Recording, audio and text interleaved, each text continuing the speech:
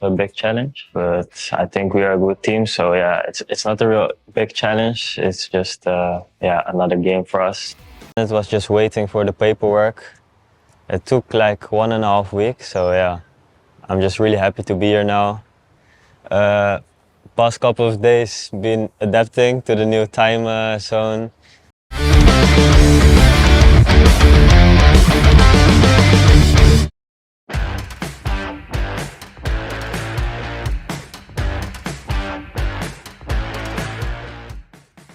Setelah putus kontrak dengan tim asal Australia, Brisbane Roar, pemain timnas Indonesia Rafael Struijk sempat dikaitkan dengan sejumlah klub tanah air, seperti Persija Jakarta dan Dewa United. Dan ternyata nama terakhir yang akan menjadi pelabuhan baru pemain naturalisasi berdarah Belanda itu. Setelah melihat unggahan di sosial media Instagramnya, dalam unggahannya itu menampilkan seseorang pria yang sedang membawa tulisan Welcome Mr. Rafael S. Ada sebuah kata yang dicoret diduga adalah Dewa United. Upaya Struijk menyembunyikan identitas klub barunya itu kelihatan percuma karena ada kode lain dari unggahan itu. Sosok pria yang tidak diketahui identitasnya tersebut diketahui seperti mengenakan celana berlogo Dewa United. Meski tidak terlihat secara jelas, tetapi logo Dewa United nampak kuat yang digunakan lelaki tersebut. Bukan cuma itu saja, nomor punggung 9 di Dewa United saat ini juga masih belum memiliki tuan. Pada musim lalu, nomor punggung 9 dikenakan oleh Alexis Mesidoro. Namun pada ajang Piala Presiden 2025, ia tidak mengenakan nomor tersebut dan memilih angka 28. Kemungkinan besar nomor itu disiapkan buat Rafael Struijk. Kini rasanya hanya tinggal menunggu waktu saja Dewa United mengumumkan Rafael Struijk sebagai pemain baru.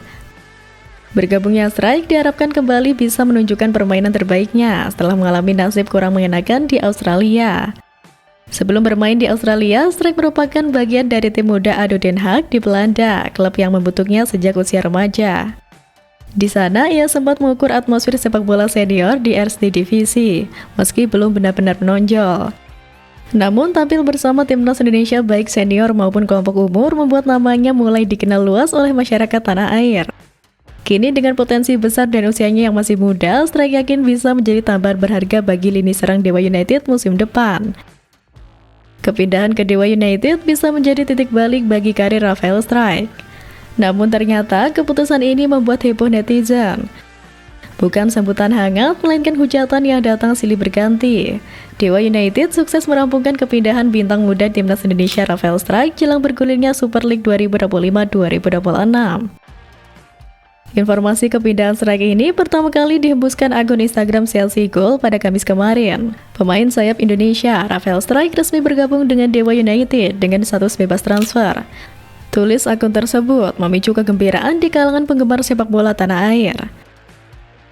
Kepindahan pemain naturalisasi ini sontak menimbulkan beragam reaksi di jagat maya. Banyak yang menyayangkan keputusan Struijk untuk berkarir di liga domestik di usia yang masih sangat muda. Masih muda untuk karir di Liga 1, sungguh sayang sekali. Timpal netizen lainnya mengisyaratkan harapan agar Struijk tetap berkarir di luar negeri. Pada postingannya di Instagram pun juga dibanjiri komentar netizen yang menyayangkan keputusan Rafael tersebut. Namun tak semua memberikan pandangan miring mengenai bergabungnya Rafael. Ada beberapa netizen menyambut positif, bahkan prediksi Struijk akan menjadi top skor Super League musim depan. Hingga saat ini, durasi kontrak Struijk bersama Dewa United masih belum diumumkan secara resmi. Namun, sang pemain dikabarkan sudah berada di Jakarta dan bahkan terlihat menyaksikan pertandingan Piala Presiden 2025 antara Dewa United melawan Port FC di Stadion Sijalak Harupat kemarin. Kepindahannya ke Liga Indonesia bisa dikatakan terlalu terburu-buru. Struijk diharapkan kembali ke Eropa untuk mencari klub yang cocok untuk mengembangkan kualitasnya. Entah itu di tim yang berlaga di bawah Liga Kasta tertinggi.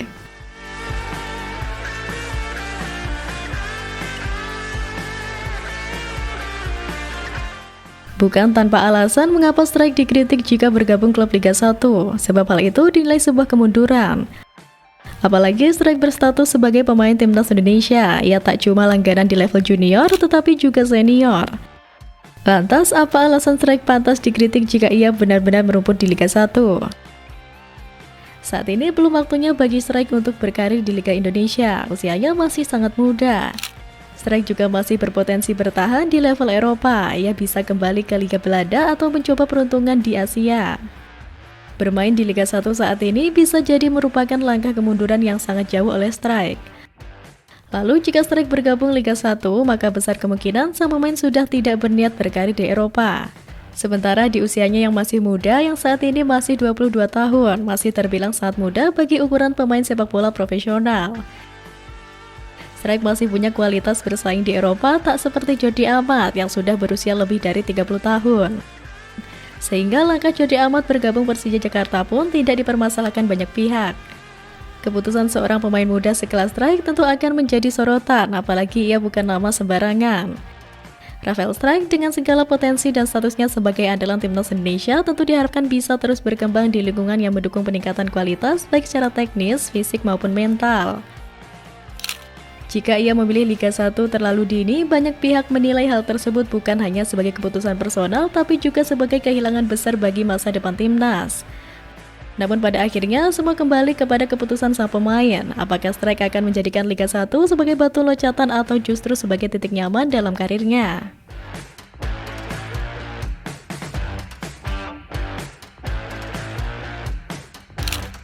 Tapi ironisnya, meski sudah resmi bergabung, Strike belum tentu jadi pilihan utama. Rafael Strike butuh usaha ekstra untuk menembus starting 11 racikan Jan Oder Kering. Sebab persaingan di lini depan Dewa United sudah sangat padat.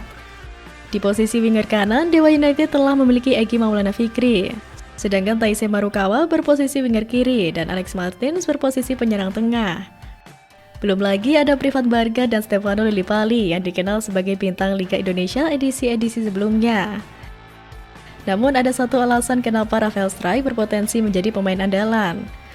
Dalam format baru kompetisi musim depan Super League 2025-2026, setiap klub diwajibkan mendaftarkan 5 pemain di bawah 23 tahun.